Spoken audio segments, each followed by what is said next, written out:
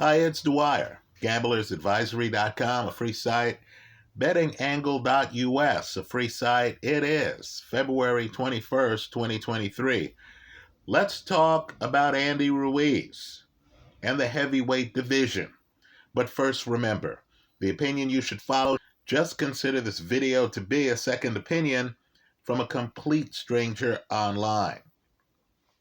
Now, Andy Ruiz has a big decision to make. He's in his 30s now. He's not getting any younger. He has the choice of whether to fight Deontay Wilder, former heavyweight champion, 5-year heavyweight champion, right?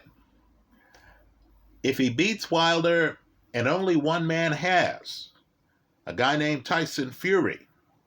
If he beats Wilder, then Andy is right in the mix. Understand, this is supposed to be a title elimination fight.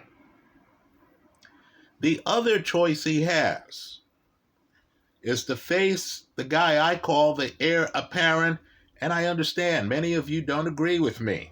That's fine. I'm not here taking a poll. I'm just telling you how I see the lay of the land. Filip Hrgovic, who is coming off the worst fight of his career, where he gets dropped by Zhang Zhili, is bleeding from the top of his head, is getting battered, and needed to make a comeback, if you believe he made the comeback, in the last few rounds of the fight. Now, I don't say this lightly, and I understand completely that if things go south against Deontay Wilder, I understand Ruiz could look bad, could get blown out, could look like Dominic Brazil, right? Hit on the side of the head, could look like Bermane Stiverne, right? Both guys KO'd in the first round. I get it. But for me, this is an easy choice for Andy. The fight Andy needs to take is the Deontay Wilder fight, for a few reasons. First, understand Wilder, 5-year heavyweight champion, wouldn't be the only former heavyweight champion in the fight. Right? Andy himself beat Anthony Joshua. Andy himself is a former heavyweight champion. Right? So just understand, the fight out the gate has more juice, is easier to sell to the public, because it would be a fight between two former heavyweight champions. Right? The fight has a luster that the Hrgovic fight does not have. Right? Simply does not have. Right? The second reason why I believe Andy needs to fight Deontay Wilder is because Andy has a much better chance of beating Wilder than he does Filip Hrgovic. Let's talk about Ruiz Hrgovic before we dive into the Ruiz-Wilder fight. Understand, Hrgovic has a developed back foot. This is just like Tyson Fury. This is just like Usyk. Right? I'm not saying Hrgovic is as good on his back foot as those guys are. But what I am saying is Andy Ruiz, who has the fastest hands in the heavyweight division today, and that's with all the 20-somethings in the division. Right? Andy Ruiz also has some of the slowest feet in the heavyweight division. He doesn't have the foot speed. So let's just figure this one out. So here is Andy on his front foot, trying to catch up to Hrgovic. Folks, there's going to be a cushion between the two of them. Right? Hrgovic is tall. He's 6'6". Hrgovic has a back foot. Hrgovic has ring coverage. Much of the fight would be Andy coming forward, trying to corner Hrgovic. And Hrgovic, having learned his lesson from the Zhang Zhili fight, staying away, shooting a jab, winning the slow rounds off a long jab and his looping punches.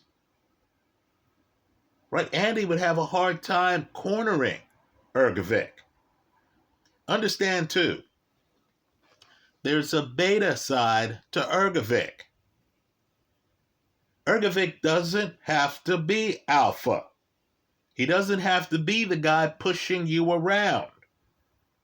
Right? I know Hrgovic has a high KO percentage, but understand, if Hrgovic knows that he can move away from you and hit you with a jab and win rounds that way, he's good with it. There came a time in the Zhang Jili fight where Hrgovic understood, I cannot stay in the pocket with this man. So Hrgovic started boxing from the outside. I believe that would be fatal to Andy's chances of winning the fight. Right? Let's remember, Andy has lost twice. Right? He's lost twice. Once was to Joseph Parker in Joe's backyard. Right? And Parker, of course, moves out of the pocket. Parker plays a stay-away game against Andy Ruiz. The second time Ruiz lost was the rematch against Anthony Joshua. Think about it. Joshua, the bigger man. Punching power in both hands. By the way, Andy has punching power in both hands. But yet, it was Joshua who played stay away. In other words, one of the secrets with Andy, besides the fact that Andy has the fastest hands in the heavyweight division, is that you simply don't want to be in the pocket with Andy. Now understand, against Deontay Wilder, and we're talking about long-range power, ring coverage, right? Wilder's a tall man himself, and that straight right hand covers a lot of real estate, doesn't it? But understand, if Andy gets inside, if he slips that right hand, and you and I know Wilder is flat-footed. You and I know Wilder needs to be alpha. Right? Even though there is a Wilder that can move. Look at the first Bermane Stavern fight. We've forgotten that film, where Wilder picks up the title. Right? Wilder's shooting a jab, Stavern, heavy puncher. Wilder's shooting a jab and Wilder's outside. But just like Wilt Chamberlain, who was successful from the free throw line, shooting underhand free throws Rick Barry style, did not want to shoot that way, was willing to leave points on the court because he thought he looked like a sissy. I'm not making this up. He thought he looked like a sissy shooting underhand. So Wilt, of course, came to the line, looked macho, shot overhand, and shot something like 50% or so from the free throw line for his career. Right? I'm talking about a guy who averaged 30 points a game for his career. I believe Deontay Wilder views himself as Goliath. It's a psychological thing. Right? Wilder wants to be the one doling out punishment. Wilder's not thinking about, it's not an option for him to fight the fight that Anthony Joshua fought in the rematch against Andy Ruiz. Right? Wilder, huge, historical knockout percentage, is thinking he's the guy with the power. It's a bad visual, right? You have shorter Andy Ruiz, the shorter man, chasing the bigger man, is a bad visual for a guy who sees himself as Wilt Chamberlain. Understand, Wilder in interviews has talked about how he feels he could have beaten prime Mike Tyson. Right? This is a guy who sees himself as a world beater. He doesn't have to adjust to you. You're supposed to adjust to him. So here's what I think happens. Here's why I'm taking Andy Ruiz against Deontay Wilder. Right? For the record, I think Hrgovic beats both of them. For the record, Hrgovic used to spar with Deontay Wilder. Right? That Hrgovic-Wilder fight would start on third base, folks. But I believe Andy Ruiz knows Wilder. 2 punches. Right? One is a plus. It's that straight right hand. The other one is a left hook. Wilder does have a left hook that can stun you.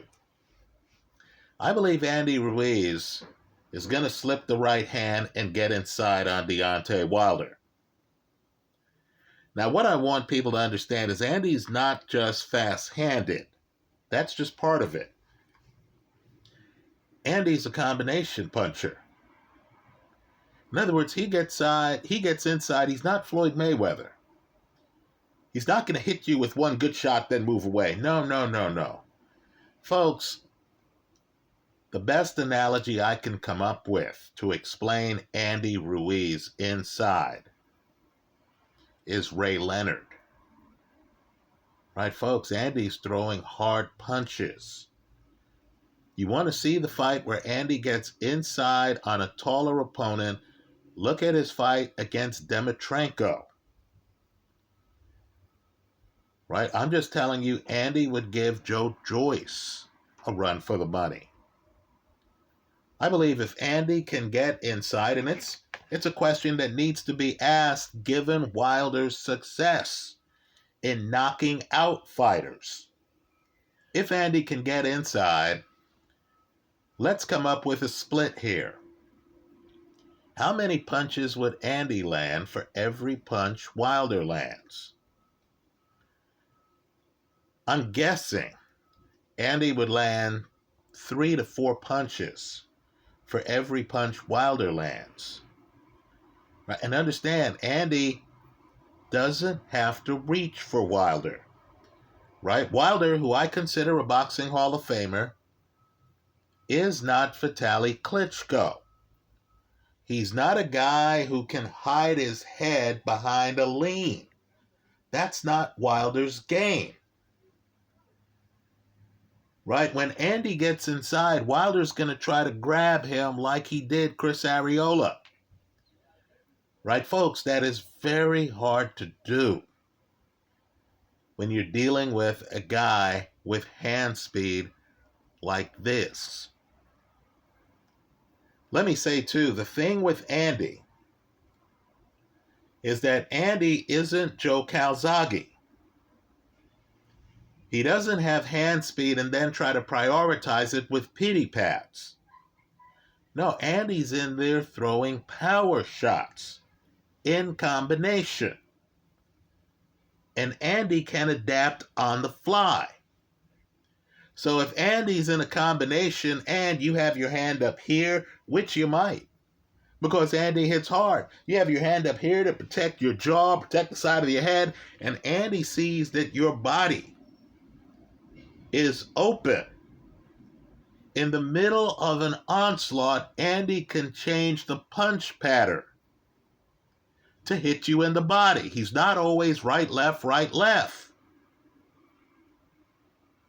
Let me say this too, and what I'm going to say is going to sound controversial. Right? Let the chips fall where they may. You know, don't fall in love with results. Right? The people in Philadelphia right now know that they could have won the Super Bowl. A couple of plays hurt them badly. Right? There was a fumble. Jalen Hurts fumbles the football. That was returned for a touchdown by Kansas City. There was also a return, special teams, where the returner got all the way to like the 10-yard line. Right? Philly knows that if you give them back those 2 plays, and those were self-inflicted, you give them back those 2 plays, they might beat Kansas City. Let's go further. I'm in the Bay Area. I'm just telling you, people here in the Bay Area, I was at a bar. people here in the Bay Area believe they should have beaten Philly. Right? But of course, Brock Purdy got his arm messed up. Right? People here in the Bay Area believe in Pat Mahomes' first Super Bowl victory. And understand, Pat has come back in 2 different Super Bowls from double-digit deficits. People out here believe that if Jimmy Garoppolo hit Emmanuel Sanders on a bomb where Sanders was open, life would be different. In other words, the outcomes are just one outcome out of 10, right? If the teams played 10 times, I don't think KC beats Philly. I don't think KC beats Garoppolo's old Niners. I don't think Philly beats the Niners more than 4 times out of 10.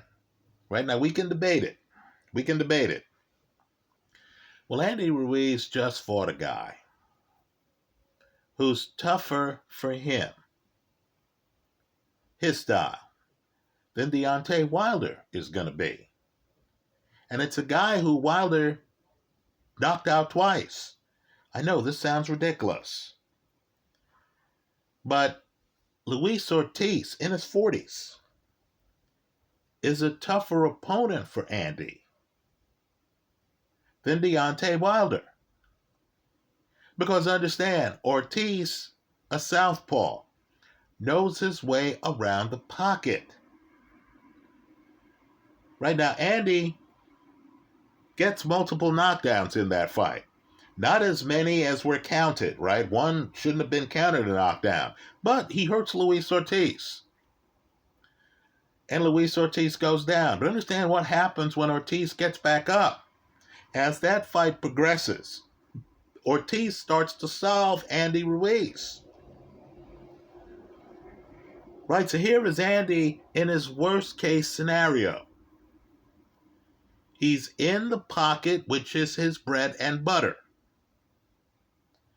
But the other guy's bread and butter is being in the pocket. Folks, that fight was a hellacious fight. Now, Andy has the better body demeanor, the better set of facial expressions than Filip Hrgovic. But I would argue that Luis Ortiz, Andy Ruiz fight was close to the same level of hell for Andy Ruiz as the Hrgovic-Zhang Zhili fight was for Filip Hrgovic. I believe against Wilder, Ruiz will take his chances with Wilder's left hook. He'll guard against Wilder's right hand. The film is out now. Right? That second knockdown in the third Tyson Fury fight, which kind of mirrors the knockdown Wilder got against Robert Helenius. Right? Should put everyone on notice, especially future opponents like Andy Ruiz, that Wilder now can shorten that right hand. So, since Ruiz is shorter, since Ruiz already comes in with his hands up, that's already part of his game, I believe Andy can come in, expect a bomb from Deontay Wilder. Right? Wilder stops men with that punch. But if Ruiz is ready for it, has a hand up, gets inside, and goes to work on Wilder's body that doesn't have a lot of meat on the bone, I believe Andy could take out Deontay Wilder with body shots. Right? So, since I believe Andy loses a decision to Hrgovic, right? Hrgovic's going to be outside. Hrgovic's going to be like fighting a cloud, right? You're in a lot of mist. You don't know where he is. Shots are coming back. He has the longer reach. He's hitting you with a jab, right? He has the better feet, so he's hitting you with the jab and he's looking smooth with it. Right? Since I believe Andy loses to Hrgovic, one man's opinion, right? One of these fights is going to happen. And since there isn't the glory involved with fighting a former heavyweight champion, which is what Andy would be doing against Deontay Wilder, right? Understand, if Andy beats Wilder, then he's in the conversation on the Wilder career, which will end up in the Hall of Fame. Right? Then you would say, yeah, Wilder lost to Fury, Wilder lost to Andy Ruiz. Right? Then Andy's career gets that glow because then people will look further into Andy's career and will say, oh yeah, that's right, Andy was the heavyweight champ. So if I'm Andy, and I know this is not the way the public sees it, I know the public views Wilder as a huge threat and views Hrgovic as a face in the crowd. Isn't that the consensus? Right? If I'm Andy, I take on the huge threat. Because, let's be blunt here, the huge threat is actually the more winnable fight. I like Andy Ruiz over Wilder. You know what the hedge is? It's Wilder by stoppage.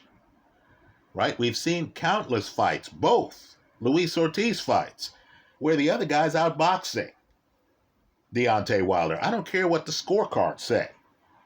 Right? I saw those fights. The other guy's outboxing Wilder. Wilder literally only has to be right once. Right? Wilder hits you the right way once, you're diminished. You can't come back. You're trying to look bold and stuff like that. Your knees are shaking. Right? I like Andy Ruiz, likely to be the underdog. Right? There's a bias against guys carrying weight. Let's just say it as it is. Right? Andy's likely to be the underdog. You're likely to get great odds. I like Andy Ruiz to beat Deontay Wilder. I'll hedge the play with Wilder by KO. Right? If Andy fights Hrgovic, I believe Hrgovic likely is the underdog, especially after that Zhang Zhili fight. Right? And I'm expecting Zhili to shock a lot of people against Joe Joyce. Right? That's going to be a great fight. Right? I'm expecting Hrgovic to be the underdog against Andy Ruiz. I think Hrgovic beats him. The hedge, for me, will be the over. Right? Understand, neither Hrgovic or Ruiz has ever been stopped. So I'll take Hrgovic, great odds, and I'll take the over in that Andy Ruiz fight. That's a dangerous fight. One of the reasons why Hrgovic, in my opinion, is the heir apparent is because he has great legs. Because he can move away from you. Right? And I believe boxing's a humbling sport. If Hrgovic had delusions that he was bulletproof before, and I know his people have asked for an immediate purse bid here, those delusions had to have been dissipated by his last performance. Right? I'm sure as they were tabulating the judges' scoring, the Hrgovic people were looking at each other thinking, we might have lost this fight. Anyway, that's how I see it. Let me hear from you. I understand there's going to be some disagreement here. Okay, fair enough. But as I see it, the Andy Ruiz-Deontay Wilder fight is the glamour fight. Whoever wins that fight is going to have extra glow.